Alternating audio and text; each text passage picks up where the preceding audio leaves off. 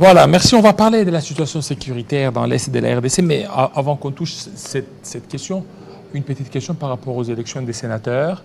Monsieur Jean-Baptiste Kassekwa, ça s'est bien déroulé, hein? Non. Non. Pour le Nord Kivu, l'élection des sénateurs est prévue au 26 mai. La liste provisoire des candidats a été publiée. Vous êtes candidat aussi? Oui, je suis candidat pour le Nord Kivu. Mais ce que je suis en train de déplorer, c'est que dans cette clameur publique autour de la problématique de la corruption, il y a un aspect qui n'est pas soulevé. Je viens du Nord Kivu, où je constate, premièrement, un phénomène de clochardisation exagérée des députés provinciaux, élus du peuple. Ils viennent de différents territoires, Beni, Rutshuru, Lubero, Butembo et Kosso. Jusqu'à ce jour, même pas $1 à terme de frais d'installation. Chaque député doit se débrouiller pour vivre dans sa famille, les transports compliqués. Deuxième fait, mes informations autour de la manière dont les députés provinciaux de toute la République sont traités démontrent que, en fait, la corruption décriée commence au sommet. Comme on le dit souvent, le poisson pourri par la tête.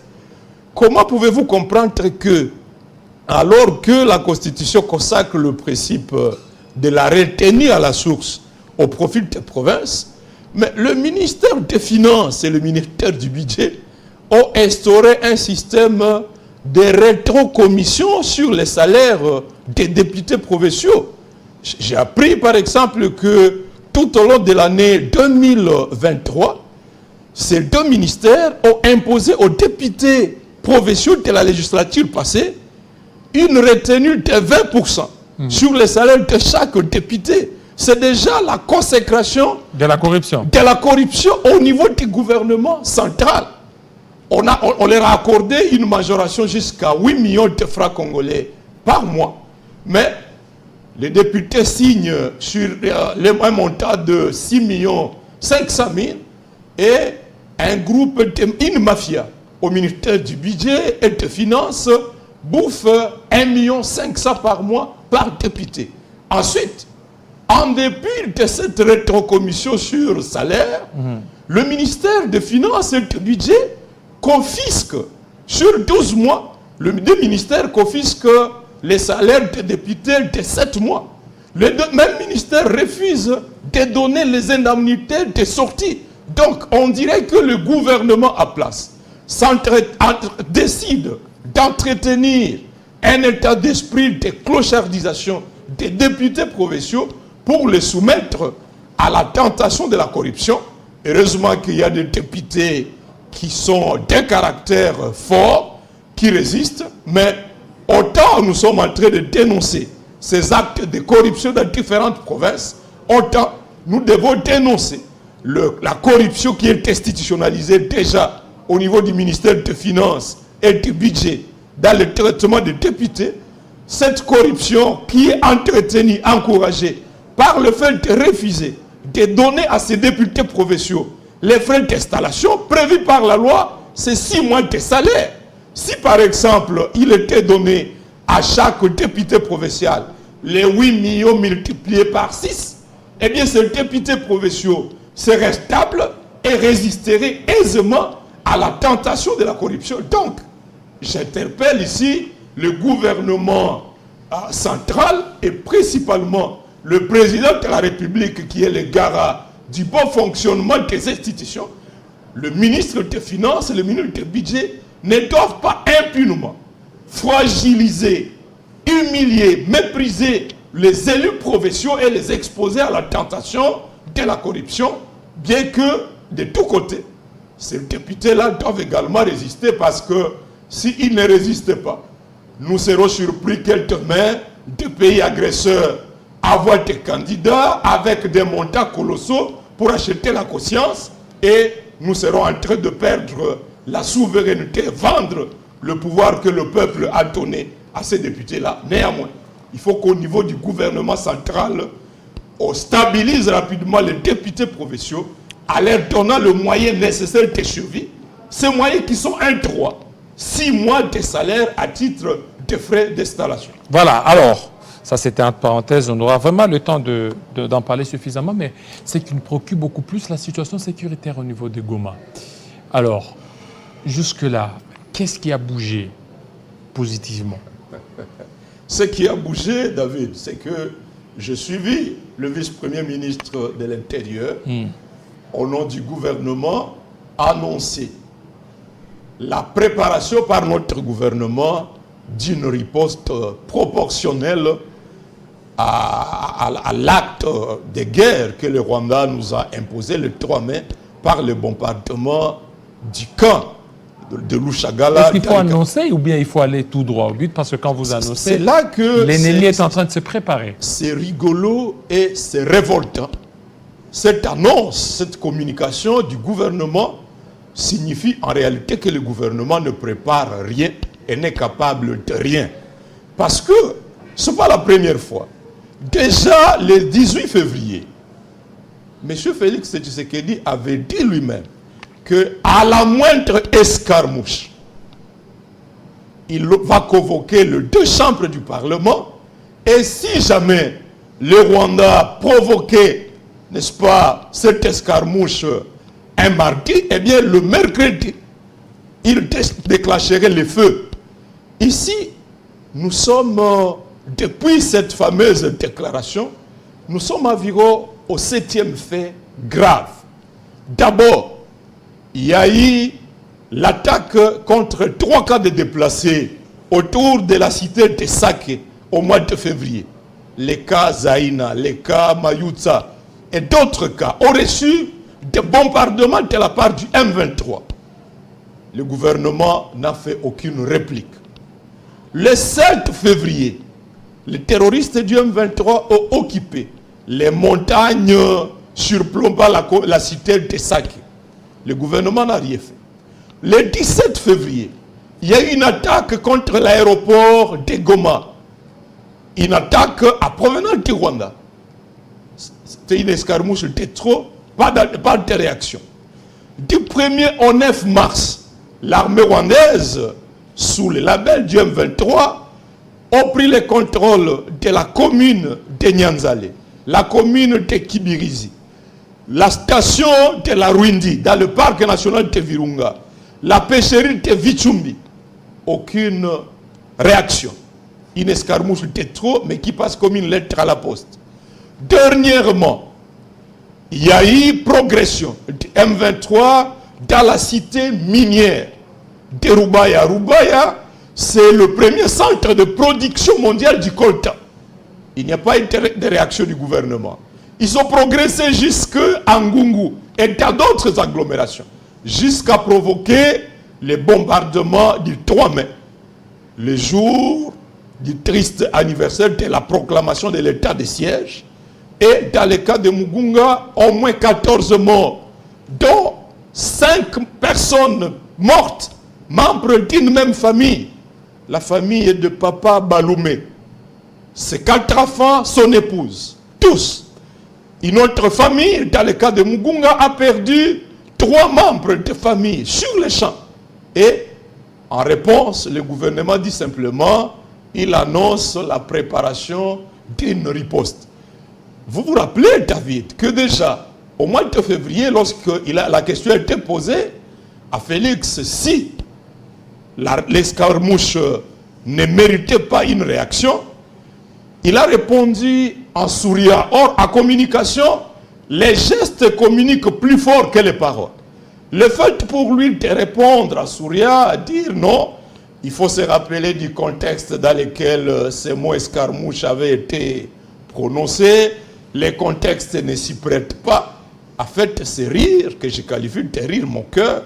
Je supposais qu'en disant ça, il était en train de mentir. Et donc, manifestement, le gouvernement n'a pas la volonté de libérer le Nord Kivu de l'emprise des ADF et de l'emprise du M23. Ce n'est pas que l'État congolais manque de force. Je viens de Goma. J'ai salué la présence de beaucoup de militaires. Nous ne souffrons donc plus d'un problème d'effectifs. Non seulement les effectifs sont importants, mais également ils sont dotés. Et en plus, ces militaires ont démontré de quoi ils étaient capables en septembre dernier, lorsque on a libéré l'axe Kilolirwe jusqu'à Kichanga. Les populations racontent comment les militaires congolais ont délogé l'armée rwandaise de la chaîne de montagnes de Nturo. Nturo, c'est entre Kilolirwe et Kichanga. Et l'armée rwandaise a pris la poutre d'escampette. Non seulement notre armée, mais les réservistes.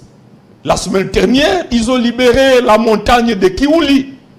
Ce matin, d'ailleurs, d'autres réservistes sont allés jusqu'à Bitonga. Les Wazalendo. Les Wazalendo, c'est dire que les M23 ne sont pas invincibles, mais simplement, comme je le disais déjà, dans une conférence à Goma en juillet 2023, que je ne comprenais pas comment, avec la présence d'environ 47 000 hommes au Nord Kivu, l'État congolais ne parvenait pas à déloger les M23 des zones qu'il contrôlait et que cela relevait d'une absence de volonté. Et aujourd'hui, cette absence de volonté, elle est manifeste, non seulement par la pratique de cessez-le-feu illimité, au même moment que le gouvernement dit qu'il prépare une riposte, au même moment que Félix a annoncé une escarmouche, Lutundula a même dit que si un seul coup de balle tombait sur la ville de Goma, c'était je crois le 20 octobre 2023 qu'il le disait, au même moment, disais-je, le gouvernement maintient les FARDC sous un cessez-le-feu à durée indéterminée depuis juin 2022 jusqu'à ce jour. L'ennemi progresse, prend le contrôle des entités, eh bien, cessez-le-feu. Mais également, le gouvernement ignore complètement toutes les alertes qui sont données. Au lieu d'écouter les annonces, le gouvernement s'emploie à vouloir traquer quiconque dénonce le fait que les populations de Kivu sont abandonnées. C'est ce qu'a dénoncé le cardinal Ambongo. Mais tout ça, on veut le retour au silence. Oui, mais tout ça parce qu'il y a beaucoup d'infiltrés. Ce sont ces infiltrés qui donnent des informations à l'ennemi et que à chaque fois lorsque nos FARDC se réorganisent, ils sont tout le temps un peu dépourvus, ils sont pris au dépourvu parce qu'il y a des gens, des infiltrés qui vendent la mèche à l'ennemi. Non, ça c'est un prétexte. C'est la même armée, disais-je, qui nous a donné une victoire en 7 jours, a libéré plus de 14 villages, de Kilolirwe à Kichanga. C'est en septembre 2023. C'est la même armée. Septembre 2023. 2023. La même armée. C'est la même armée qui nous a donné la victoire contre le M23 en 2013 à cet an-là. Le M23 était plus avancé qu'aujourd'hui. Il avait pris le contrôle de Goma. Et il s'était retiré légèrement au nord de Goma, à Mounigi. Mais les FARDC, sous le commandement de Feu Baouma de Mamadou, aidés par la population, ont réussi à repousser l'armée rwandaise jusqu'à Tchanzu. Et donc, qu'on cesse de nous chanter ces slogans de l'infiltration. Je ne les nie pas. Mais ce que je déplore, d'abord, le fait que le gouvernement entretient la cacophonie au niveau de la chaîne de commandement. Nous avons demandé depuis longtemps que l'on revienne à un système d'un général unique, un seul général, comme commandant des opérations, qu'on rappelle les autres, s'ils sont amis au chef de l'État ou ailleurs, on peut les déployer dans les ministères, on peut les amener ailleurs, mais on réhabilite. J'apprends aujourd'hui que c'est lui qui fait l'intérim de la conduite des opérations. C'est le commandant de la 34e région militaire. Eh bien, on peut le rétablir. Baouma était commandant de la région militaire.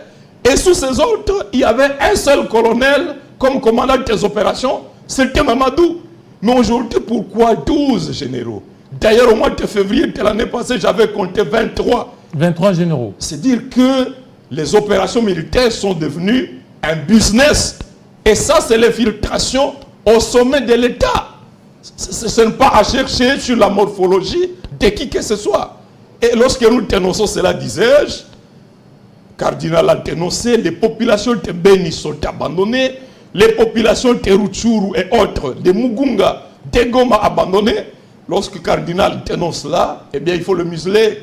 Lorsque on dit que à Beni, Mangina, les populations étaient massacrées à pleine journée, alors que les alertes avaient été données 2 semaines avant.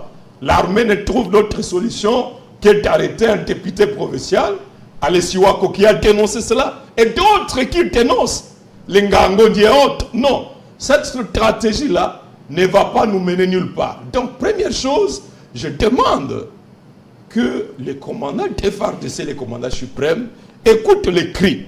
D'abord, qu'ils démontrent un engagement réel d'en découdre militairement, à mettre fin à cette pratique de cesser le feu à durée indéterminée. 2. Instaurer un commandement par un général unique avec un commandant des opérations unique qui lui est subordonné. 3.